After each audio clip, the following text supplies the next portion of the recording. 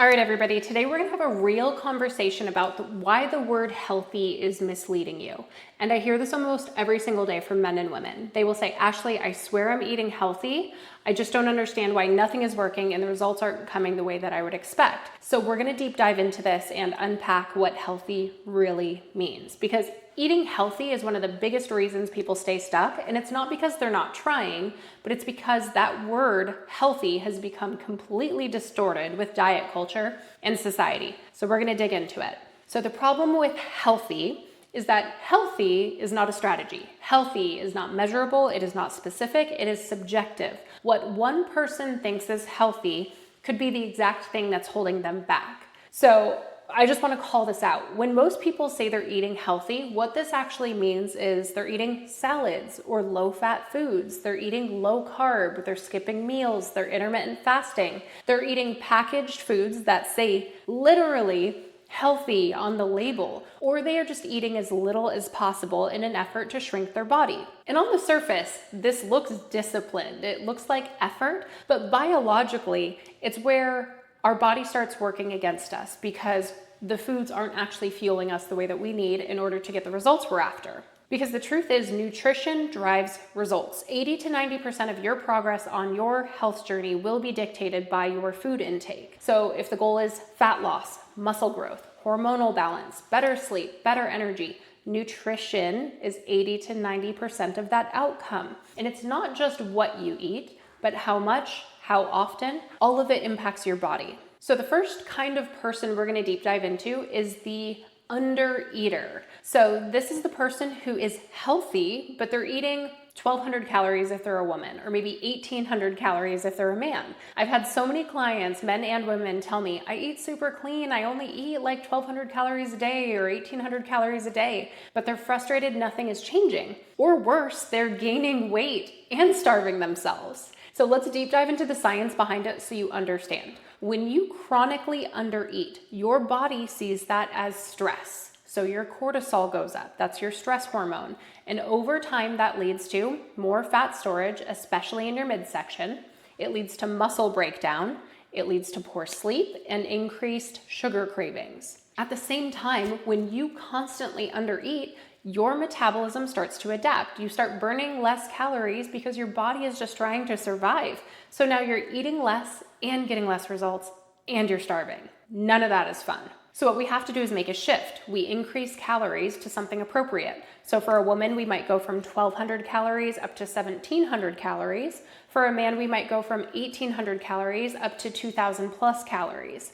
And suddenly, energy improves, workouts improve, sleep improves, and the body starts finally responding. But undereating will never get us to our goals. The old idea that we need to just intake less is not true, and it's keeping people stuck. The second big mistake I see is the low fat is healthy approach. This shows up with men and women. It comes in the form of eating low fat yogurts, low fat dressing, low fat foods, because somewhere along the line, somebody told you that fat is bad. But what the science really says is that our hormone systems are built from fats and cholesterol. So when fat intake is too low, what happens is our hormones become dysregulated, our energy drops, our hunger increases, and our recovery suffers. Fat also helps you keep full. It helps stabilize your blood sugar levels. It supports your brain function. So when we cut fats too low, it doesn't make you lean, it just makes everything else harder. It makes your body struggle to function properly. And when I'm talking about hormonal deregulation, I'm not just talking about women, I'm talking about men too. This process can interrupt your thyroid hormones, your sleep hormones, your testosterone. So it goes both ways. Low-fat diets are not supportive of our hormone systems or our brain function. So we've got to stop cutting fats. They're not bad for you.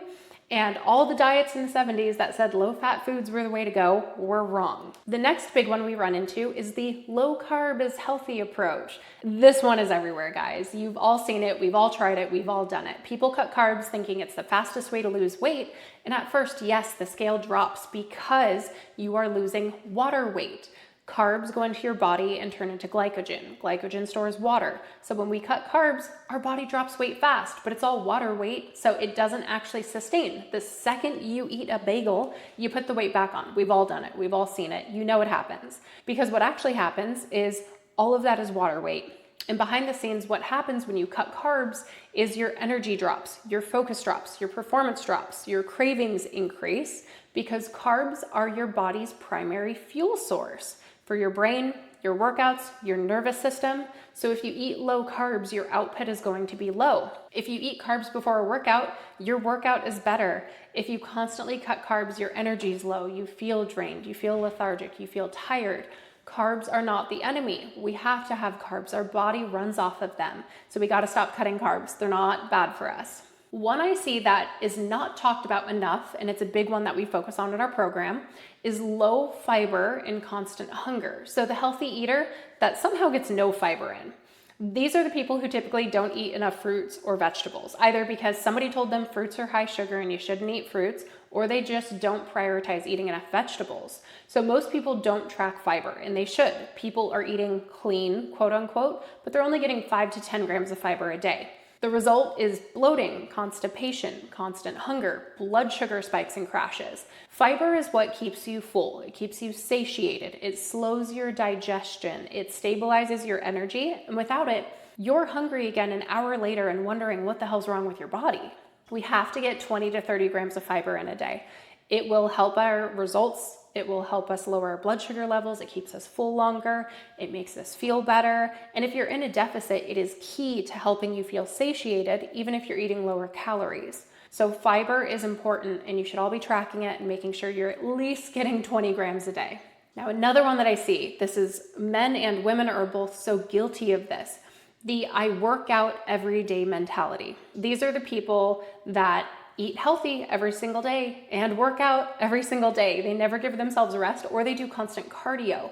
I see this a lot with people who are runners or people who like HIIT workouts like F45, Orange Theory, spin classes, classes at the gym that are HIIT based. They'll work out 5, 6, 7 days a week while barely eating. And what they're thinking is, I'm burning as many calories as possible. I'm earning my food. I'm being disciplined. I'm doing everything right. But the science behind it is this is where it backfires hard, because when you combine high intensity cardio like running with not enough food, you create a massive stress load on your body. And in your 30s and 40s especially, your body does not handle that the same way it did in our 20s. So the impact is cortisol stays elevated, our recovery tanks, our muscle starts breaking down. And here's the part no one wants to talk about, but you start losing more muscle than you're maintaining. We have to remember that muscle is what drives our metabolism. So the more muscle you have, the more calories you burn, the easier fat loss becomes. And that's how you look toned. If you don't have muscle, you can't look toned. So when someone is doing cardio every day and undereating and not strength training properly, they are literally burning themselves out, losing muscle, and slowing their metabolism. So what does it look like in real life? They're exhausted, they're hungry, they're irritable, they feel soft instead of strong. They're doing more than ever, and they're getting less in return. So we have to remember, more cardio is not the answer. Less food is not the answer. Smarter training and proper fueling is the answer. None of these people are lazy, they're not inconsistent, they're not unmotivated, they're trying, and they're trying very hard, but they're operating from a definition of health that is outdated, overly restrictive, and disconnected from how the body actually works. So what actually works is, instead of asking, am I eating healthy? We need to start asking, am I eating enough calories to support my body? Am I getting enough protein to build muscle? Am I hitting my fiber goal to stay full? And am I fueling with carbs for energy and performance? And am I including healthy fats for hormones and recovery? So healthy is not eating the least amount possible or cutting out entire food groups or living off of salads and caffeine. Healthy is fueling your body from the time you wake up till a couple hours before bed, supporting your metabolism throughout the day with enough protein and enough fiber, building muscle through strength training and enough calorie intake, and creating that consistency. So if you feel like I'm doing all the right things, but I'm not getting results, it comes down to your nutrition. And if you don't track, you don't know. Unfortunately, most people drastically overestimate how much protein they get. Most people I know come into our program eating between 50 and 80 grams of protein a day. That is not enough. It's not enough for women, not enough for men. We need to be, for women, eating around 150 grams of protein a day, depending on our goals and our weight. For men, it might be closer to 200 grams a day, depending on your weight and your goals and your energy output. So we have to remember that it's not enough to say, I'm eating healthy or I'm making better choices. If you want true results, you have to track your macros and understand your nutrition. If you're missing that piece, you can work out all day, every day, but you can't outwork a bad diet. And when I say bad diet, I don't just mean bad foods. I mean not enough calories, not enough protein, not enough fiber. You could eat the healthiest foods in the world, and I would still consider it poor nutrition if you're not fueling with the right tools to get the results you're after. So if you feel like you're doing all the right things and you're not getting the results, you have to track. We can't deny the science. If you track your foods, we have a baseline to make recommendations off of. If we have no idea what your intake looks like, we can't make adjustments. So you have to track your nutrition to give yourself the education behind how does my food fuel my body? So if it feels like everything's being done right, nothing is working, stop asking, am I eating healthy? And start asking, am I eating in a way that supports the results I'm after? Because the goal should never be to eat less. It should not be to be restrictive, to call foods bad. The goal is to eat and train in a way that makes your body respond in the way that you are looking for it to respond. If you want more muscle, we need more calories, more protein, more heavy lifting. If you want to lose body fat, we still have to eat enough calories, enough protein, enough fiber, enough movement. Those are the important things. So we have to remember, regardless of what your goals are, muscle growth, fat loss, body recomposition, strength, we have to align our nutrition with our workouts to get the results. So if you're feeling stuck, write it all down, every single thing you eat, and take an honest look at it and say, am I fueling my body for the results I'm after? Or am I eating too much? Or am I undereating? And how do I close that gap? So for now, keep leaning into those non-negotiable habits, but remember, it's all about balance and flexibility, not restriction. We should not be cutting out whole food groups. We should not be labeling foods as good and bad. It is all input and education. Am I getting enough protein? Am I eating enough calories? And am I getting enough fiber in? Those are the three most important things. And remember, we are not trying to remove carbs, fats, any of it. It's all about balance and flexibility. You guys got this.